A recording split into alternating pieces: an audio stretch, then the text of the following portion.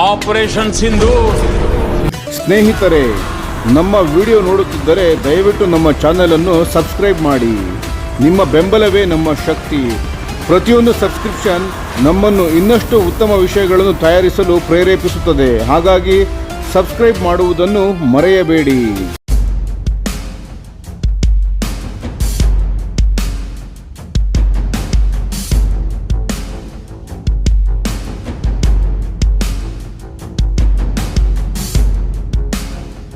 IL-276 ವಿಮಾನದ ಪುನರುಜ್ಜೀವನ ಮತ್ತು ಭಾರತೀಯ ವಾಯುಪಡೆಗೆ ರಷ್ಯಾದಿಂದ ಪ್ರಸ್ತಾವನೆ.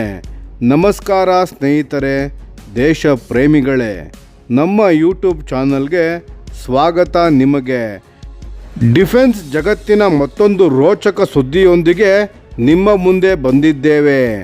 ಭಾರತೀಯ ವಾಯುಪಡೆ ಅಂದರೆ IAF ತನ್ನ ವಾಯು ಸಾರಿಗೆ ವಿಮಾನಗಳ ಪಡೆಯನ್ನು ಬಲಪಡಿಸಲು ಮುಂದಾಗಿರುವ ಈ ಸಂದರ್ಭದಲ್ಲಿ ದೀರ್ಘಕಾಲದಿಂದ ನೆನೆಗುದ್ದಿಗೆ ಬಿದ್ದಿದ್ದ ಒಂದು ವಿಮಾನದ ಪ್ರಸ್ತಾವನೆ ಈಗ ರಷ್ಯಾದಿಂದ ಮತ್ತೆ ಮುನ್ನೆಲೆಗೆ ಬಂದಿದೆ. ಇದುವೇ IL-276 ಟ್ರಾನ್ಸ್ಪೋರ್ಟ್ ವಿಮಾನದ ಪುನರುಜ್ಜೀವನದ ಕತೆ. IL-276 ವಿಮಾನದ ಮರುಪ್ರವೇಶ ಒಂದು ಕಾಲದಲ್ಲಿ ಭಾರತ ಮತ್ತು ರಷ್ಯಾ ಒಟ್ಟಾಗಿ ಅಭಿವೃದ್ಧಿಪಡಿಸಲು ಹೊರಟಿದ್ದ ಮಧ್ಯಮ ಶ್ರೇಣಿಯ ಸಾರಿಗೆ ವಿಮಾನವೇ ಈ IL-276 ಅಥವಾ SVTS. ಅಂದರೆ 2015ರಲ್ಲಿ ಹಣಕಾಸಿನ ವಿವಾದಗಳು ಮತ್ತು ತಾಂತ್ರಿಕ ಆದ್ಯತೆಗಳಲ್ಲಿನ ಭಿನ್ನಾಭಿಪ್ರಾಯಗಳಿಂದಾಗಿ ಈ ಯೋಜನೆ ಸ್ಥಗಿತಗೊಂಡಿತ್ತು. ಆದರೆ ಈಗ ರಷ್ಯಾದ ಅತಿದೊಡ್ಡ ವಿಮಾನ ತಯಾರಿಕಾ ಸಂಸ್ಥೆ ಇಲ್ಯೂಷನ್ ಏವಿಯೇಷನ್ ಕಾಂಪ್ಲೆಕ್ಸ್ನ ಪ್ರಮುಖ ಅಂಗಸಂಸ್ಥೆಯಾದ ಏವಿಯಸ್ಟರ್ SP ಈ ವಿಮಾನದ ಸರಣಿ ಉತ್ಪಾದನೆಯನ್ನು ಶೀಘ್ರದಲ್ಲೇ ಪ್ರಾರಂಭಿಸುವುದಾಗಿ ಖಚಿತಪಡಿಸಿದೆ.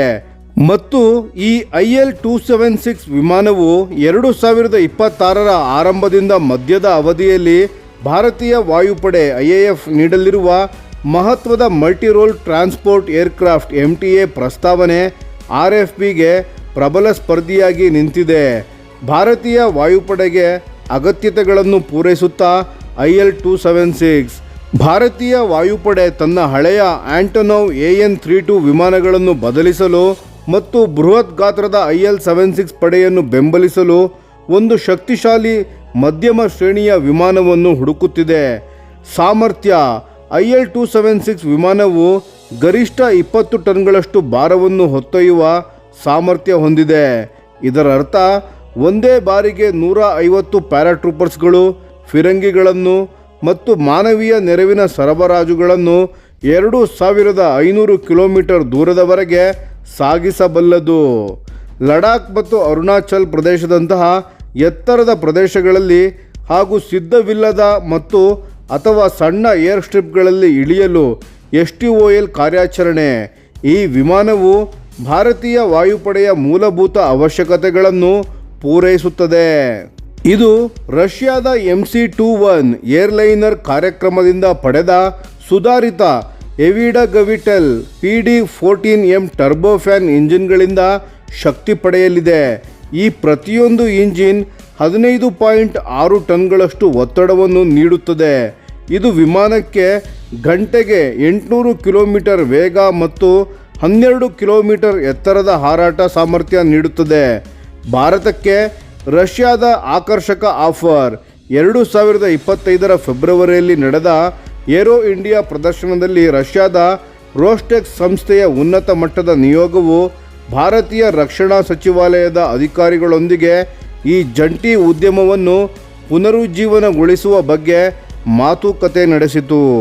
ರಷ್ಯಾದ ಪ್ರಸ್ತಾವನೆಯ ಪ್ರಮುಖ ಅಂಶಗಳು: ಜಂಟಿ ಅಭಿವೃದ್ಧಿ, ಏವಿಯಾನಿಕ್ಸ್, ವಿಮಾನ ವಿದ್ಯುನ್ಮಾನ ಮತ್ತು ಮಿಷನ್ ಸಿಸ್ಟಮ್ಸ್ಗಳ ಸಹ ಅಭಿವೃದ್ಧಿ, HAL ನಾಸಿಕ್ ಘಟಕದಲ್ಲಿ ಅಂದರೆ ಭಾರತದಲ್ಲಿ ಉತ್ಪಾದನೆಯ ಪರವಾನಗಿ ಪಡೆದ ಜೋಡಣೆ, ಲೈಸೆನ್ಸ್ಡ್ ಅಸೆಂಬ್ಲಿ, ಹೆಚ್ಚಿನ ಆಫ್ಸೆಟ್ಗಳು, ವಿಮಾನದ ವಿಂಗ್ಗಳು ಮತ್ತು ಉಪವ್ಯವಸ್ಥೆಗಳನ್ನು ಒಳಗೊಂಡಂತೆ 60%ಕ್ಕಿಂತ ಹೆಚ್ಚಿನ ಭಾಗಗಳನ್ನು ಸ್ಥಳೀಯ ಉತ್ಪಾದನೆಯ ಮೂಲಕ ಆಫ್ಸೆಟ್ಗಳನ್ನು ಒದಗಿಸುವುದಾಗಿದೆ. ಭಾರತೀಯ ವಾಯುಪಡೆ ಗುರಿಯಾದ 40ರಿಂದ 80 ಘಟಕಗಳ ಪೈಕಿ 40 IL-276 ವಿಮಾನಗಳನ್ನು ಭಾರತದಲ್ಲಿಯೇ ಉತ್ಪಾದಿಸಿದರೆ ದೇಶೀಯ ರಕ್ಷಣಾ ಪರಿಸರ ವ್ಯವಸ್ಥೆಗೆ 50,000 ಕೋಟಿಗೂ ಹೆಚ್ಚು ಹಣ ಹೂಡಿಕೆಯಾಗುವ ಸಾಧ್ಯತೆ ಇದೆ. ಇಂಜಿನ್ನ ಸಮಸ್ಯೆ ಮತ್ತು ತಾಂತ್ರಿಕ ಸವಾಲುಗಳು. ಆದರೆ ಈ ಇಡೀ ವ್ಯವಹಾರದಲ್ಲಿ ದೊಡ್ಡ ತೊಡಕಾಗಿರುವುದು ಇಂಜಿನ್ಗಳು. ಭಾರತೀಯ ಪಾಲುದಾರರು ಪಾಶ್ಚಿಮಾತ್ಯ ಅಥವಾ ಯುರೋಪಿಯನ್ ಇಂಜಿನ್ಗಳನ್ನು, ಉದಾಹರಣೆಗೆ ಪ್ರ್ಯಾಟ್ ಮತ್ತು ವಿಟ್ನಿ PW150 ಅಥವಾ GE CF34 ಇಂಜಿನ್ಗಳನ್ನು ಬಯಸುತ್ತಾರೆ.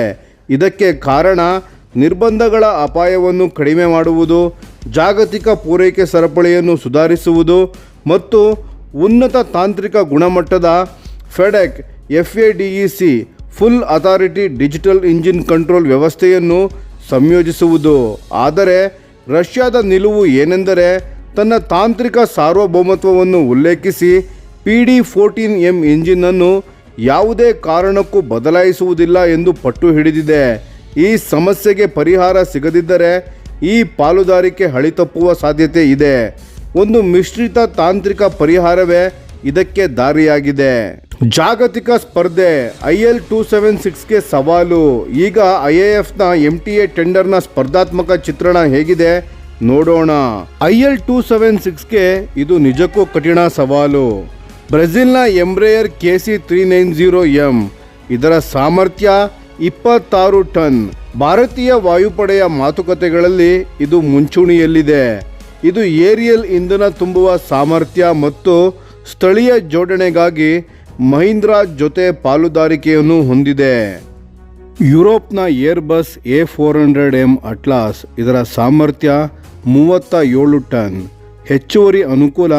ಈಗಾಗಲೇ ಭಾರತೀಯ ವಾಯುಪಡೆಯ ಸೇವೆಗೆ ಬರುತ್ತಿರುವ C295 ವಿಮಾನಗಳೊಂದಿಗೆ ತಾಂತ್ರಿಕವಾಗಿ ಹೊಂದಾಣಿಕೆ ಆಗುತ್ತದೆ.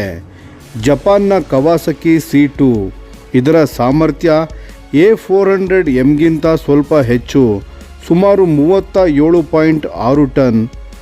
ಇದರ ವೈಶಿಷ್ಟ್ಯ ಅಮೆರಿಕನ್ ಅಥವಾ ಯುರೋಪಿಯನ್ ಆಯ್ಕೆಗಳಿಗಿಂತ ಕಡಿಮೆ ಮೇಂಟೆನೆನ್ಸ್ ವೆಚ್ಚ. ಜಪಾನ್ ರಕ್ಷಣಾ ರಫ್ತಿನ ಮೂಲಕ ಹೊಸ ಮೈಲುಗಲ್ಲು ಸ್ಥಾಪಿಸಲು ಹೊರಟಿದೆ. ಅಮೆರಿಕಾದ Lockheed Martin C-130J super Hercules, ಇದರ ಸಾಮರ್ಥ್ಯ 18 ಟನ್. ಈಗಾಗಲೇ ಭಾರತೀಯ ವಾಯುಪಡೆಯ ಸೇವೆಯಲ್ಲಿರುವ ಕಡಿಮೆ ಅಪಾಯದ ಆಯ್ಕೆಯಾಗಿದೆ. ಆದರೆ ಇದರ ಟರ್ಬೋ ಪ್ರೂಫ್ ವಿನ್ಯಾಸವು ವೇಗ ಮತ್ತು ದಕ್ಷತೆಯಲ್ಲಿ ಹಿಂದುಳಿದಿದೆ.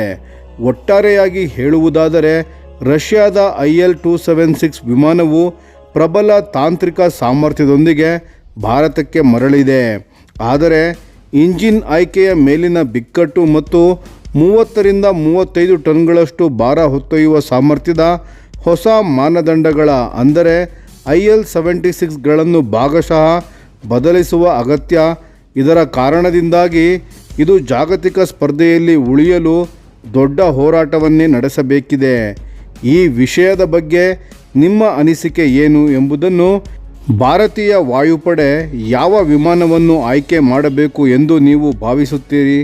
ದಯವಿಟ್ಟು ಕಮೆಂಟ್ ಬಾಕ್ಸ್ನಲ್ಲಿ ನಿಮ್ಮ ಅಭಿಪ್ರಾಯಗಳನ್ನು ಹಂಚಿಕೊಳ್ಳಿ. ಧನ್ಯವಾದಗಳು. ಈ ವಿಡಿಯೋ ನಿಮಗೆ ಇಷ್ಟವಾಗಿದ್ದರೆ ಲೈಕ್ ಮಾಡಿ ಮತ್ತು ನಮ್ಮ ಚಾನೆಲನ್ನು ಸಬ್ಸ್ಕ್ರೈಬ್ ಮಾಡಿ ಹಾಗೂ ಬೆಲ್ ಐಕಾನ್ ಒತ್ತಿ. ಯಾವ ಅಪ್ಡೇಟ್ಗೂ ಮಿಸ್ ಆಗಬೇಡಿ. ಡಿಫೆನ್ಸ್ ಸುದ್ದಿಗಳನ್ನು ತ್ವರಿತವಾಗಿ ಪಡೆಯಿರಿ. ನಿಮ್ಮ ಬೆಂಬಲವೇ ನಮ್ಮ ಶಕ್ತಿ. ಭಾರತ ಬಲಿಷ್ಠವಾಗಲಿ ಎಂದು ಆಶಿಸುತ್ತಾ ಭಾರತ ಮಾತೆಗೆ ಜೈ. ಧನ್ಯವಾದಗಳು.